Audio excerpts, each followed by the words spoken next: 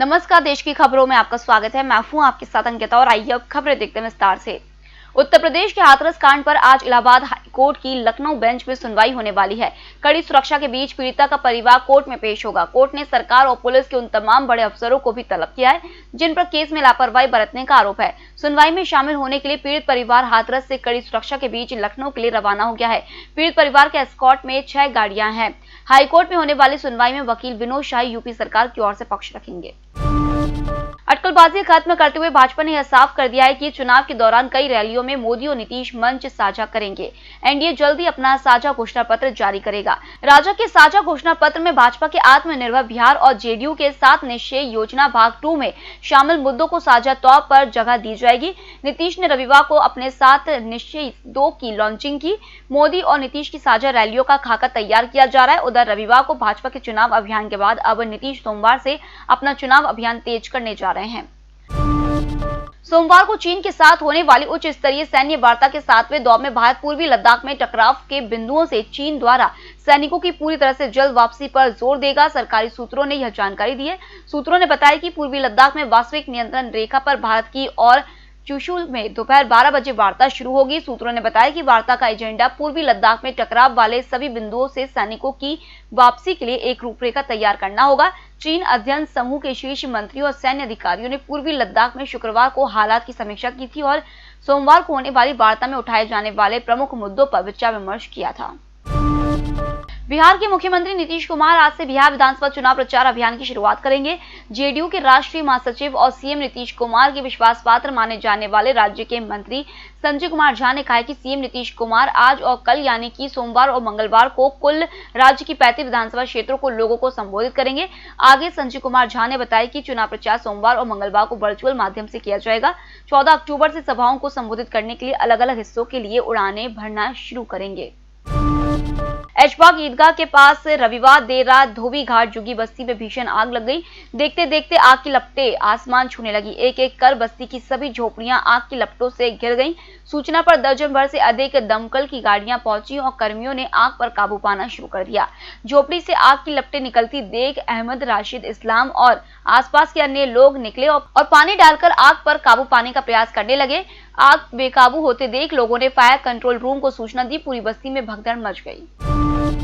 5 लाख से ज्यादा फर्जी डिग्री बेचने के आरोपों में घिरे मानव भारती विश्वविद्यालय के मालिकों की मुश्किलें बढ़ती जा रही हैं। 17 सितंबर को इन्फोर्समेंट केस इंफॉर्मेशन रिपोर्ट दर्ज कर जांच शुरू करने के बाद अब प्रवर्तन निदेशालय ने विश्वविद्यालय और उसके मालिकों की संपत्तियां सीज करने की कवायद भी शुरू कर दी है। ईडी ने सोलन के जिला प्रशासन से विश्वविद्यालय की संपत्ति की जानकारी मांगी है।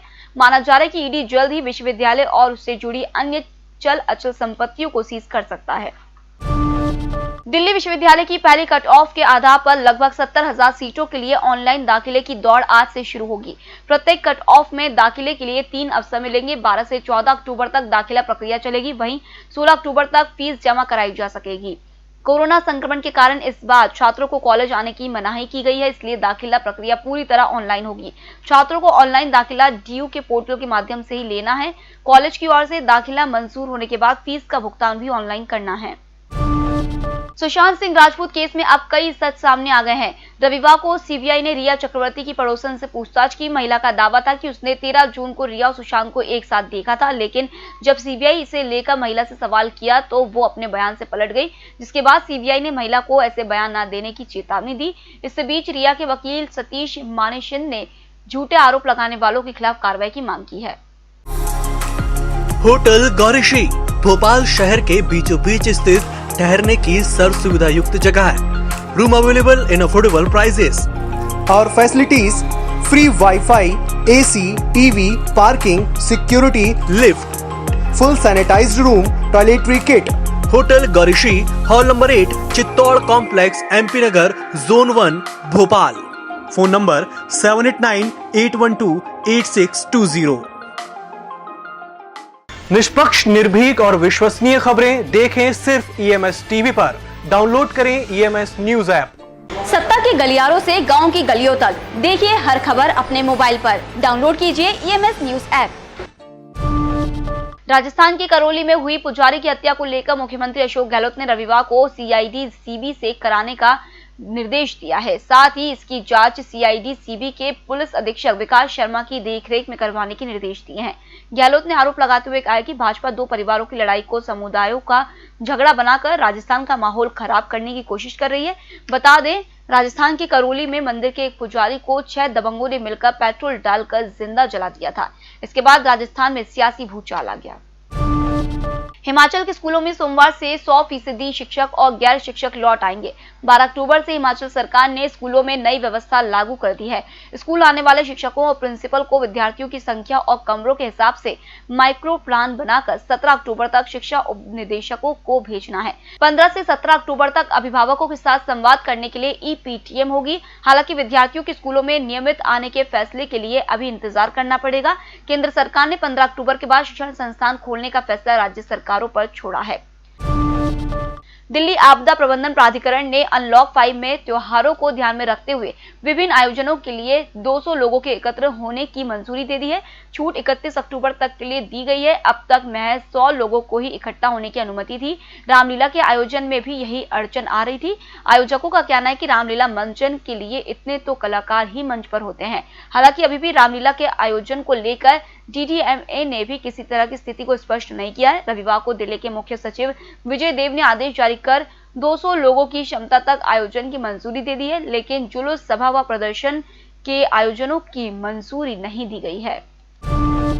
भारतीय अंतरिक्ष अनुसंधान संगठन अपनी सुविधाओं को निजी क्षेत्र के लिए खोलने को पूरी तरह तैयार है। केंद्रीय परमाणु ऊर्जा एवं अंतरिक्ष राज्य मंत्री डॉक्टर जितेंद्र सिंह ने कहा है कि निजी क्षेत्र भारत की अंतरिक्ष यात्रा में सहयात्री होंगे। उन्होंने कहा कि निजी कंपनियों को जल्द ही उपग्रह प्रक्षेपण एवं अंतरिक्ष आधारित गतिविधियों में समान अवसर प्रदान किया जाएगा। सिंह ने प्रधानमंत्री नरेंद्र मोदी के नेतृत्व में अंतरिक्ष विभाग में हुए कुछ महत्वपूर्ण सुधारों का भी जिक्र किया। उन्होंने कहा कि संभवतः स्वतंत्र भारत के इतिहास में पहली बार ग्रहों से संबंधित अनुसंधान की भविष्य की परियोजनाएं, भारी अंतरिक्ष की यात्राएं आदि निजी क्षेत्र के लिए खोली जाएंगी।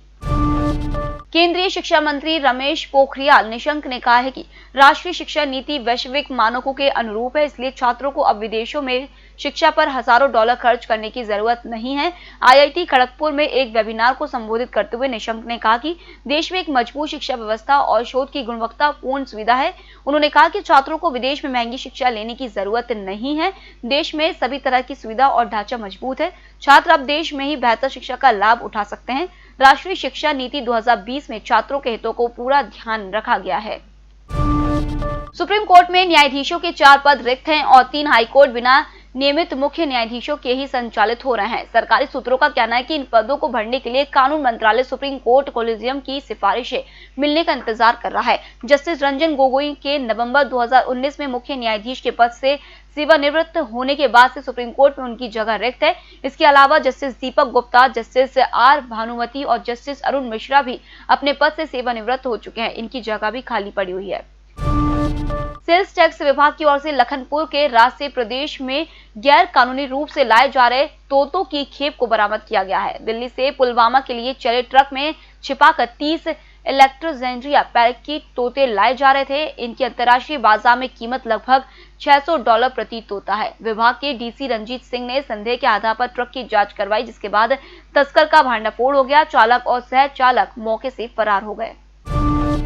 जम्मू कश्मीर के पूर्व सीएम और नेशनल कॉन्फ्रेंस नेता फारूक अब्दुल्ला ने कहा है कि पूर्वी लद्दाख में वास्तविक नियंत्रण रेखा पर जारी तनाव अनुच्छेद 370 हटाने का नतीजा है। चीन शुरू से इसका विरोध करता रहा है और सीमा पर उसका आक्रामक रुख मोदी सरकार के इस गलत कदम के कारण है। अब्दुल्ला ने उम्मीद जताई है कि चीन की मदद से अनुच्छेद 370 और 35A को वापस लेकर आएंगे।